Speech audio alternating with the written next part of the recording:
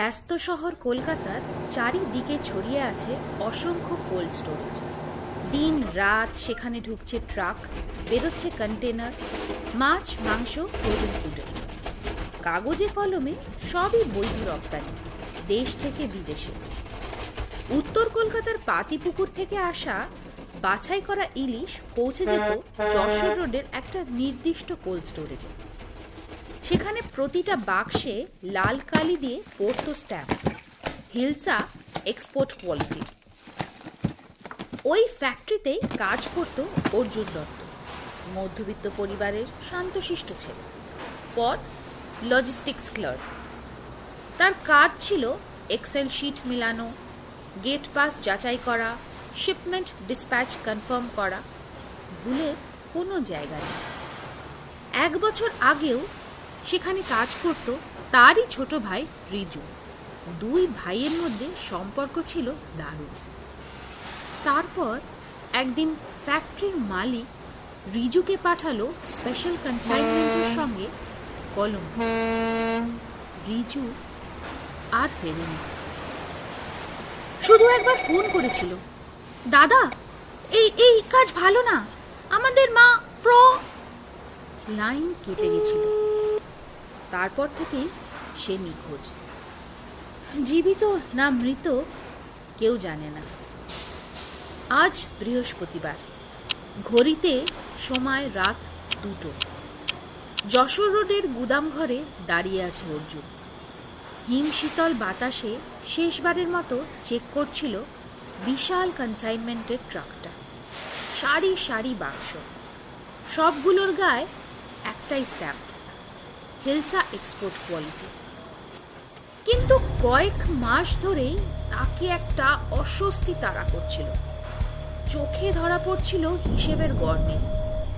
Jessore road থেকে Kolkata port পর্যন্ত shipment track করা যায়, কিন্তু তারপর ডিজিটাল ট্রেল উধাও। তবু টাকা আসছে অস্বাভাবিক বেশি পরিমাণে। ইলিশ মাছের ব্যবসায় এত লাভ? না, অসম্ভব। অর্জুন সন্দেহ করল, তবে কি ইলিশ মাছের নিচে লুকিয়ে পাঠানো হচ্ছে অন্য কিছু? বিষয়টা বিপজ্জনক মনে হতে যোগাযোগ করল পুরনো বন্ধু রক্তিমের সঙ্গে। বর্তমানে সে কলকাতা পুলিশের ডেপুটি কমিশনার। রক্তিমের মাধ্যমে খবর পৌঁছালো ইন্টারপোল পর্যন্ত। কয়েকদিন পর রক্তিমের পরামর্শ অনুযায়ী অর্জুন নিঃশব্দে কয়েকটা মাইক্রো জিপিএস ট্র্যাকার ঢুকিয়ে দিল কনসাইনমেন্টের ভেতরে। 2 দিন পর সিগন্যাল ধরা পড়ল, লোকেশন ভারত মহাসাগর। পুলিশ মানচিত্রের দিকে তাকিয়ে পর্যবেক্ষণ করতে লাগলো। কিন্তু কয়েক ঘন্টা পরেই অদ্ভুত একটা ঘটনা ঘটল। কনসাইনমেন্ট হঠাৎ করে 3 ভাগে ভাগ হয়ে গেল। একটি কন্টেনারের সিগন্যাল ধীরে ধীরে এগোতে লাগলো কান্দাহার রুটের দিকে। আরেকটি সিগন্যাল ধরা পড়ল শ্রীলঙ্কার ইয়ট সি উইসপারের ভেতর।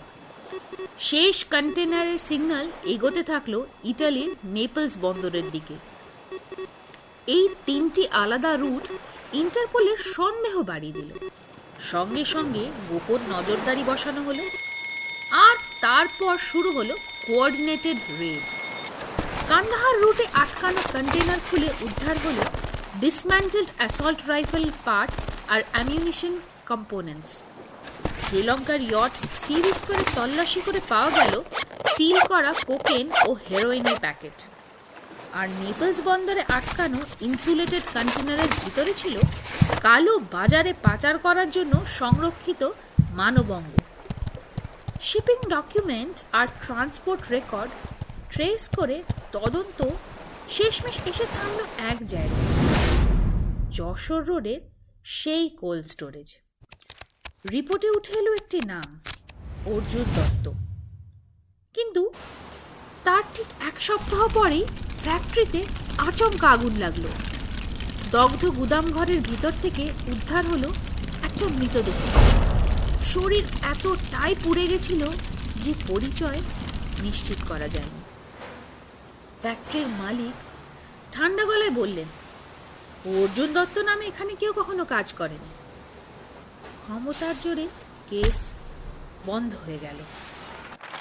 6 মাস পর ইন্টারপোল ভাঙল আন্তর্জাতিক চক্রের একটি বড় নেটওয়ার্ক। ধরা পড়ল এক গুরুত্বপূর্ণ সদস্য। জেরা চলেছিল টানা কয়েক ঘন্টা। শেষে লোকটা ক্লান্ত গলায় বলল, এই পুরো নেটওয়ার্কটাই একজন, কেউ তাকে কোনোদিনও দেখিনি। জানি না সে কোথায় থাকে, কি করে। শুধু জানি তার একটাই কোড নেম আছে, কোড নেম আর। কোড নাম আর? পুলিশ চিন্তায় পড়ল। সেই রাতেই রক্তিম একটা এনক্রিপ্টেড রিপোর্ট পাঠালো একটা অজানা সোর্সকে। কয়েক মিনিট পর রিপ্লাই এলো, shipment route confirmed, continue surveillance. Raktim জানতো এই মেসেজটা এসেছে সেই মানুষটার কাছ থেকে যাকে সবাই মৃত মনে করে, অর্জুন দত্ত। ভাই নিখোঁজ হওয়ার পর অর্জুন ইচ্ছে করেই যশোর রোডের সেই কোল্ড স্টোরেজে চাকরি নিয়েছিল সত্যিটা খুঁজে বার করার জন্য। তারপর সে নিজেই নিজের মৃত্যুর নাটক সাজিয়েছিল। ফ্যাক্টরির আগুন, পোড়া দেহ, মালিকের অস্বীকার, সব মিলিয়ে পৃথিবীর কাছে অর্জুন মৃত। কিন্তু বাস্তবে সে হন অন্ধকার জগতের সদস্য, ইন্টারপোলের সিক্রেট ইনফরমেন্ট। ভিতর থেকেই ভাঙছিল পাচার চক্রের অর্জুন।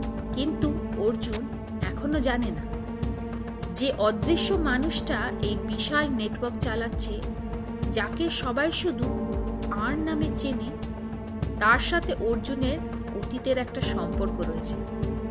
যে সম্পর্ক সামনে এলে লড়াইটা বোধহয় আর আইন আর অপরাধের মধ্যে সীমাবদ্ধ থাকবে না।